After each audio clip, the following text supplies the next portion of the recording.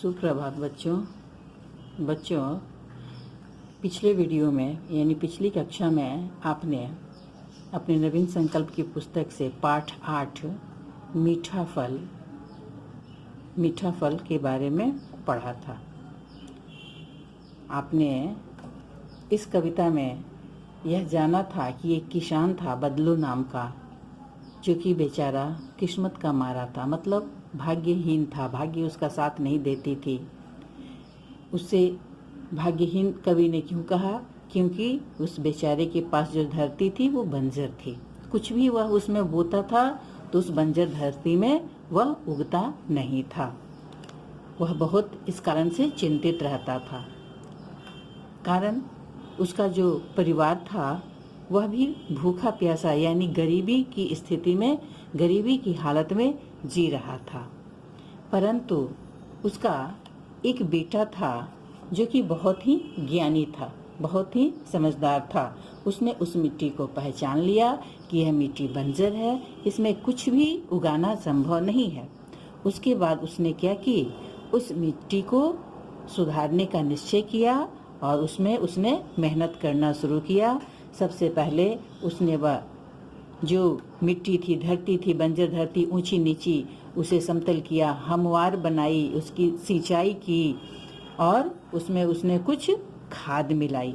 खाद मिलाने के पश्चात उसने बाग लगाने के तौर तरीकों के बारे में जानकारियां प्राप्त की। बाग लगाने के लिए क्या करना चाहिए, बाग लगाने की जानकारियां लेने के बाद वह बाग लगाने का निश्चय करके निकल पड़ा। यहाँ तक हम लोगों ने पिछली कक्षा में पढ़ा था। अब उसके पश्चात आगे क्या होता है वो हम अब पढ़ेंगे। देखिए, पानी देकर प्यास बुझाई, बहा पसीना करी गुड़ाई, दिन और रात बना रखवाला, पौधों को मेहनत से पाला। उसके बाद उसके उस ज्ञानी बेटे ने क्या किया, उस धरती में पानी देकर प्यास बुझाई, यानी धरती की प्यास बुझाई, यानी अपने खेतों की सिंचाई की उसने। बहा पसीना करी गुड़ाई, बहा पसीना बहा कर, यानी कि कड़ी मेहनत करके।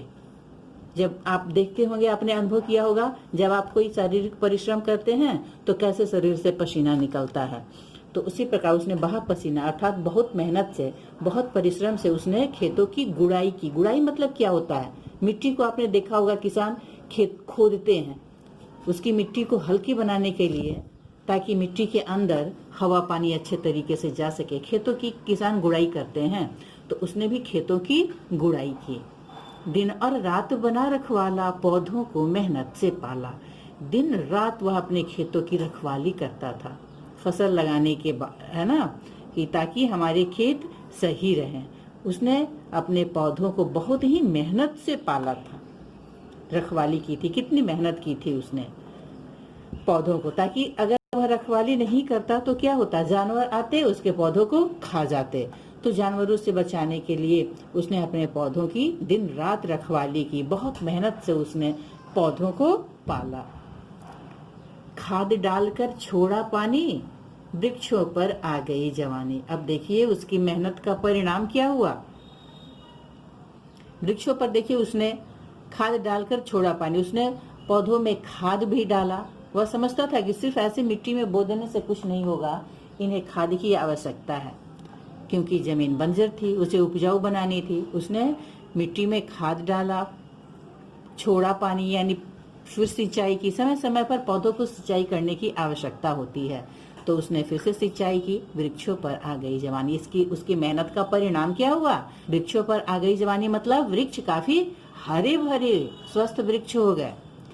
आमों को बाजार मिल गया, बदलू का परिवार खिल गया। आमों को बाजार, जब उस पेड़ों उसके पौधों पर आम के फल आए तब क्या हुआ, आमों को बाजार मिल गया, मतलब उसके आम बाजारों में बिकने लगे। और बाजार में आम बिकने के पश्चात क्या हुआ, जब बिके तो उसके पास पैसे आए और बदलू का परिवार खिल गया। जब पैसे आए परिवार में तो परिवार की स्थिति सुधर गई, परिवार खिल गया, खुश हो गया, क्योंकि उसकी स्थिति, अब आर्थिक स्थिति सुधर गई थी। अब पहले वाली कंगाली वाली स्थिति नहीं रह गई थी। आम पके तो बोली कोयल, यह है मेहनत का मीठा फल। आपने गांव गए होंगे, आपने गांव के बगीचे में आप अगर गए होंगे तो आपने अनुभव किया होगा कि बगीचे में कोयल कूकती है। जहाँ हरे भरे बगीचे होंगे, खेत खलिहान होंगे, वहाँ कोयल कूकती है।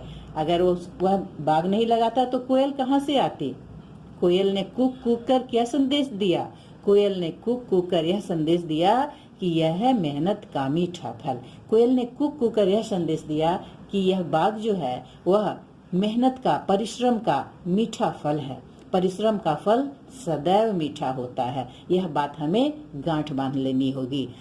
कवि जो इस कविता मीठा फल के जो कवि हैं, डॉक्टर दाऊ दयाल ने भी इस कविता के माध्यम से हम सबको, आप सबको यही शिक्षा देने का प्रयत्न किया है कि परिश्रम का फल मीठा होता है। हमें परिश्रम से पीछे नहीं भागना चाहिए। परिश्रम के द्वारा हम असंभव कार्य को भी संभव कर सकते हैं। जैसे किसान के बेटे ने, ज्ञानी बेटे ने किया, उसने बंजर धरती को उपजाऊ बना डाली और अपने परिवार की हालत भी उसने बदल डाली।